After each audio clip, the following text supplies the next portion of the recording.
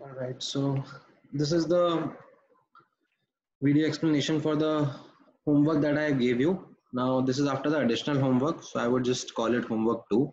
It included some questions from FBO, Get Equipped to Mains, and FBS.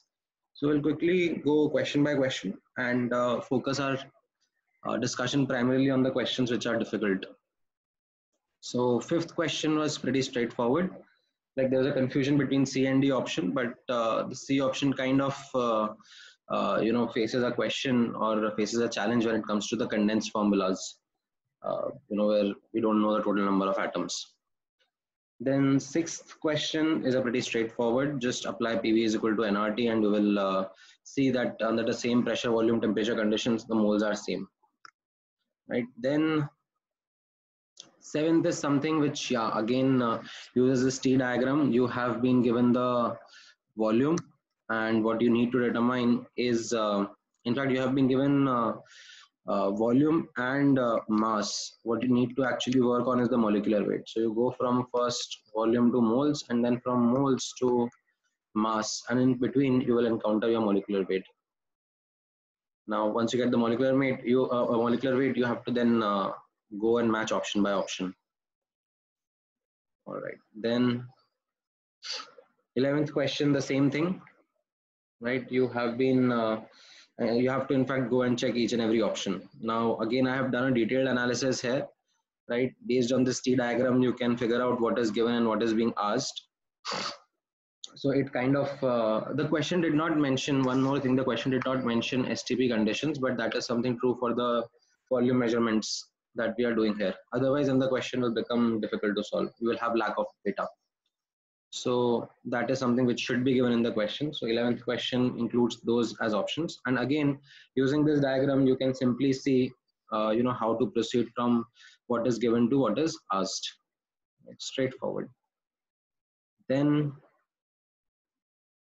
13th question, again a simple straightforward question. Mass is given and volume is being asked. We just proceed from here to here. That's it. Then 16th also on the same lines. 17th, yeah, 17th where the trick is that water at 4 degrees centigrade is not gas, so you don't use this. You don't use this side of the formula. This is the side that you would want to explore, right? So based on the mass that you get, you can then do the calculation of the number of. Okay, so I think there's a page that got missed here. Yeah, actually, it got jumbled up. It came twice. Right. I think this page came twice in the scan. So, okay, let me just come down. Yeah, here you go with the 19th question, as I was talking about. It is water at 4 degrees centigrade, not a gas. So you don't use this part, you use this part. And from that mass, you get the moles and the number of entities. And then you apply the logic to get the number of protons present. Okay. 36th is something that, again, this was something that we had done in the class, right? It was something, where again, mass was given and you have to determine molecules, or volume was given, and then from that you have to determine the number of molecules. So straightforward path, just follow the step-by-step method using this T diagram and you will be able to get the total moles. All right, now coming to the get equipped section, right? This is the get equipped section, and in this now what I'll do is I'll be a little fast with my problem solving, and this is something which I would also want you to now become used to. ठीक है, अब ये T diagram हो गया, enough बार देख लिया, अब ये आपके memory में impressed हो जाना चाहिए. So everything now should come in one line itself. Let's say for example, you will see me question number 17 from Get Equipped to Mains का. इसमें that question asks you, which of the following has the greatest number of oxygen atoms. So I just go and do it in one line itself. ठीक है. 10 mole of water, so 10 into Na That means the molecules of water, and then each water molecule has one oxygen atom. So just straightforward in one line. Okay, this is something new that you will understand. Then D option. So 200 divided by molecular weight, you get the moles. Then moles, say you multiply it by the Na, so you get the molecules, and in each molecule you have 11 oxygen atoms. You multiply by 11. This will get you the total number of oxygen atoms. Right. Similarly, you compare option by option and you will get the answer.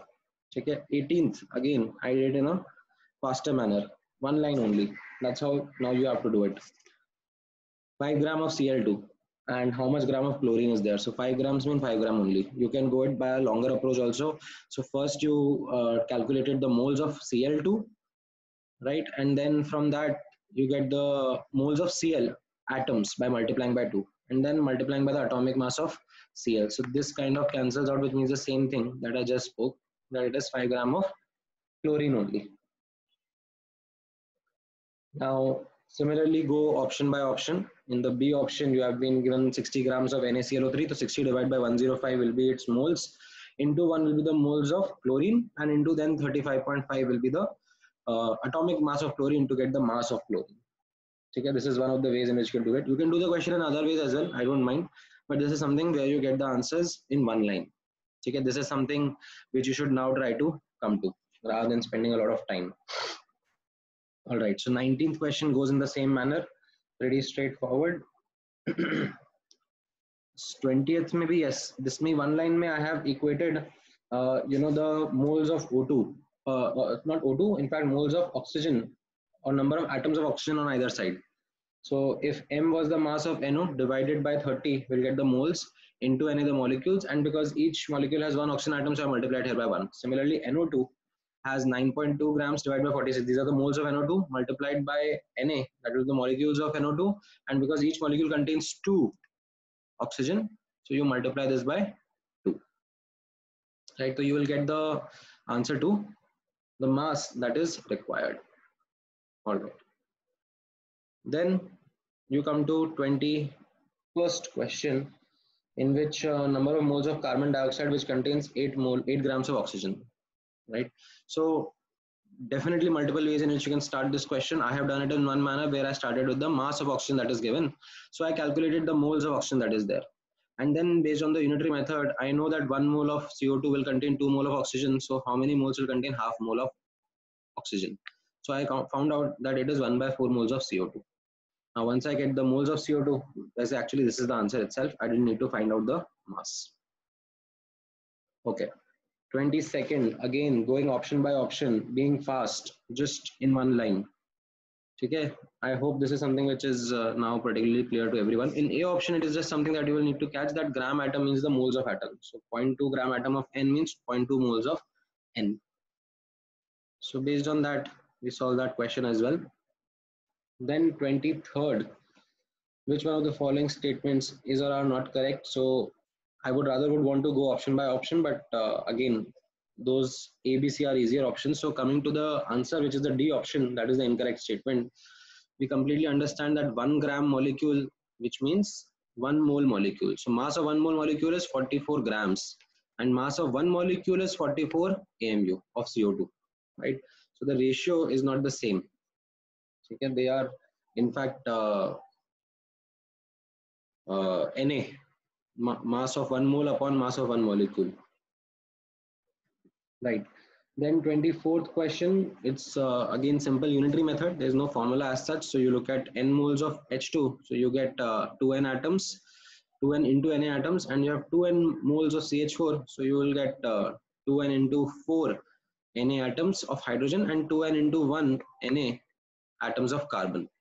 Right, so you just do the quick calculation of how many total hydrogen and carbon that are there, and then you will be able to get the answer. All right, let me zoom in a bit. Now 25th question mein again 1 gram iron means 1 mole of iron. Okay, this is something again you will have to capture based on the language of the question itself, and since one iron has 3 charge, so an iron will have 3 Na charge, so it's pretty straightforward. Now 26th question is something which comes from the percentage by mass of an element in a molecule formula. where percentage by mass is equal to the contribution of the element in the molecular weight upon molecular weight into 100%, right? And now because these data points are given, the unknown of molecular weight is something simply that you can substitute in the formula and get the answer. Okay. Okay. 27th question is a tricky question, but something similar to what we had done in assignment 1. You know, there was this information about clay and partial drying. अब इसमें देखना यहाँ पर there is no hard data as such. There is no hard data on the amount of clay or the amount of water that has been removed. Only percentage data is given. Okay. So what I can do is I can start by assuming 100 grams of original clay. It will not create a problem here. Last time when the assignment question was there, it created a problem because there was already some hard data that was in the question. So now based on this, I calculate the initial or the original clay, what is the mass of H2O, silica and any other solid that is present there. And then I do the calculation that upon partial drying, it is only the mass of H2O changes while the other solid remain the same. So silica and other solid will still remain 45 and 43 gram respectively, whereas say mass of H2O became X grams. Right now, this is something that we have to solve for. Now, the given data is that H2O in this new partially dried clay is 8%. So I simply did that mass of H2O upon mass of the new clay, that is equal to 8 upon 100, and I get the value of X.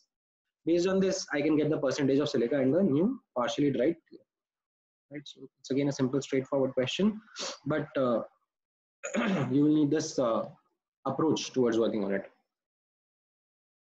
All right, so 29th question, again based on that simple formula, percentage mass by nitrogen is given, contribution of nitrogen is known, molecular weight is the unknown. So then based upon the calculation, we substitute in the formula and get the answer. Okay, and I think my answer that I've got is 2 lakh. I think behind the answer was given C, but as far as I can see, based on the calculations that I did, it is you know, coming 2 into 10 raised to the power of 5. So that's pretty much the answer. Then 28th question. Oh, okay, sorry, my bad. So after actually 27th question, I did 29th question. This was 29th question's explanation. 28th I have done after it. And in this, you have been given that 3 moles of or 3 atoms I am combined with the 2 atoms of N. So I can write this as the formula N3N2, and then use it to solve for the atomic mass or the molecular weight of the compound by using the percentage by mass of nitrogen, which is given as 28%. So this is the contribution of nitrogen because there are 2 atoms, and upon molecular weight should be equal to 28 by 100. Based on it, I calculated the molecular weight, and that molecular weight as per the formula here will be 3 times M plus 2 times 14. So I'll get the atomic mass of the metal. All right. 36th question is again straightforward. It is something similar to a question that we just did in the starting, that P, V and T conditions are given the same. So the moles are going to come out to the same because of this ideal gas equation. And since moles are same, molecules are going to be same. Whereas atoms, molecules, atoms, electrons, neutrons, they are going to be different because they will then depend upon the kind of molecule that is there. All right, then 37th question, again, it uses a slight different definition of percentage by mass. It uses a more fundamental definition. So percentage by mass of something is mass of something upon mass of the overall thing in which it is present, right? So यहाँ पर chlorophyll के अंदर Mg present है, right? तो percentage by mass of Mg is mass of Mg upon mass of chlorophyll into 100%, right? This is even the more basic way of calculating percentage by mass. I'm not using here contribution molecular weight upon molecular weight because that is not the data given and data asked. I'm based on the data that is given, I'm just using a simple definition of what percentage by mass is. Percentage by mass of Mg in chlorophyll will be mass of Mg upon mass of chlorophyll into 100%. Simply going by that, I put the data and I'll get the mass of Mg. Once I get the mass of Mg, I can get the moles and atoms. Okay. Right. Then 38th question, straightforward. 39th question, in just one ion you are being asked. So tellurium, or tellurium as an element, has 52 electron and it has 2 minus ions. So 52 plus 2 will be the count of the total number of electrons present inside that ion. Right, 40 question. That is something which, okay, so there is an ore which contains Ag2S and impurity, right? And that Ag2S then contains Ag, for which we are being given that it is 1 gram. So let's start the question in the most simple sense. Let the mass of ore be m grams. So then based on the data given, the mass of Ag2S will be 1.34% of m, right? Then from this, I do a quick calculation in terms of m only. I determine the moles and then I'll get the moles of Ag atoms that are there. And then based on the moles, I'll get the mass of Ag atom, which is given as 1 gram. Now when I equate the two, right, when I equate the two, I'll get the value of m. That is the mass of the original ore that we were given. Okay, so again, I'll ask you to go in a step-by-step manner. You started with the mass of ore, then from that given data tha, you got the mass of Ag2S. Now this is something similar to any question that you have done before.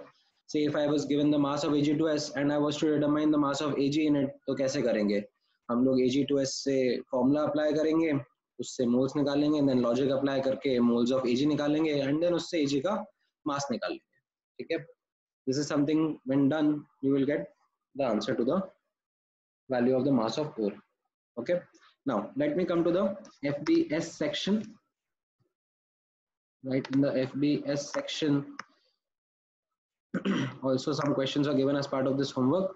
So you have first question, which is about again a unitary method, that how much time is going. In fact, this is the 11th question. So how much time will it spend Avogadro number of rupees if you are spending 10 lakh rupees per second? So just a unitary method. 1 second में 10 lakh spend करेंगे तो NA amount spend करने के लिए कितना second लगेगा? Unitary method से आ जाएगा.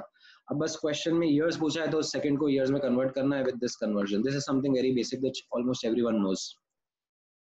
Okay, then 12th question, you are given just mass of one atom and then asked about how many gram atoms would be present in 40 kg.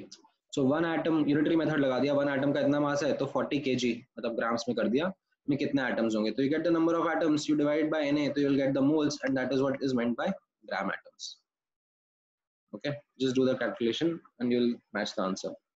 Then 13th question is a straightforward question. You are given mass of carbon that is there and it is given as 1 microgram. Now this is something that I had mentioned in my previous explanations also, that 1 micro is equal to 10 raised to the power of -6.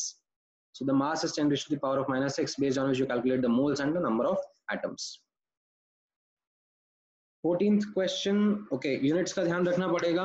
Ensure that inch को आप centimetre में convert कर लो, because आगे volume और density में जो units है वो कैंसिल आउट होने चाहिए. And because step by step जा रहे हैं तो यहाँ पर ऑब्जर्व करना, रेडियस पता है तो हमें वॉल्यूम आ जाएगा because it's a sphere, so volume can be written as 4/3 pi r cube. Then density से पता है तो विल गेट द मास. ठीक है, you will get the calculation. The calculations aren't nice, they are something which requires a lot of time, so that is something which is the case with subjective questions. You will find often that the calculations are not that good, but when it comes to exams and tests, you are going to come across questions जहाँ पे आपको data इस तरीके से मिलेगा कि आपको फालतू calculation में बहुत time waste नहीं करना पड़े. So that is something which we will take care in the test, and that is something which is the case in actual examination also. So don't worry about that, this is too cumbersome calculation. It is something that will be there in especially subjective questions, but that's for you to just practice a bit more. Okay? So based on the mass of ball, you will get the mass of Fe, because percentage has been given to you, so you get the actual mass of Fe, and then from that you can calculate the number of Fe atoms, right, in one line itself. Then 15th question uses the simple formula: percentage of an element is contribution of the element in the molecular mass upon the molecular mass. So using that, you get the unknown, you get the molecular mass. 16th is straightforward. 17th may, okay, this is something new which maybe you did not know, but this is something, as I said, again we'll cover in gaseous state chapter, different units of pressure. So for this particular question, just notice that 760 mmHg means 1 atm pressure. So 1 atm and 0 degree centigrade means the old STP that is there. So we can use the formula that moles of gas will be equal to volume in liters upon 22.4. So you get the moles and then you get the number of molecules. Then last question is something I'll show the solution to, but there is a slight explanation that was also required. So when you are going to solve this question, the approach which I took was I started by assuming, say, moles of O3 and O2 are A and B. So these are the two variables that I'll have to now solve for based on the data that is given in the question. Now, since the first data that is given is the mass is 1 gram, so I used A and B to create an equation that, A into 48, that is moles of O3 into its molecular weight, plus B into 32, moles of O2 into its molecular weight, that should be equal to 1 gram. So this is the first equation which I got. Then it was also mentioned that at NTP the mixture is 600 ml or 0.6 liters, and since the formula is true for a mixture of gases also, so we'll get that the total moles of the mixture is volume in liters upon 22.4. So I get A plus B is 0.6 upon 22.4. This is the second equation. Based on this, I'll solve A and B. I'll get the moles of O3 and O2. Now once I got the moles of O3, right, which is 1 by 56, I'll just multiply it by 22.4 to get the volume. ठीक है, this is again at the NTP conditions. तो ये liters में आएगा, इसको पहले आप milliliters में convert कर देना. Now the controversy with this question is the fact that when we are talking about gases, so we take the volume of a gas as the volume of the vessel in which it is present, because that is the volume available for free movement, right? Now technically speaking, if the container is 600 ml, right, then the volume of both oxygen and ozone is 600 ml each. That is what the technically correct statement would be. Now sometimes when you come across questions like this, and this is something that is going to happen in many other questions also in other books as well, that they might give the total volume but then might ask that what is the distribution between the different gases that are present inside that container. So what you do is that you distribute the total volume in the ratio of the moles of the gases itself. Okay? Not something which is technically right, but the way in which you get the answer. Okay? So I am completely with the fact that this is not technically correct, but अगर आपके सामने question आता है तो आप जिस ratio में total moles हैं, ठीक है, उसी रेशियो में टोटल वॉल्यूम को भी डिवाइड कर दो between the gases, right? So I think this is good to go. Now I'll be sharing one more video in some time which will entail the solutions of the next homework that was given, homework 3, which was primarily on the percentage by mass and empirical formula calculations. All right, thank you guys.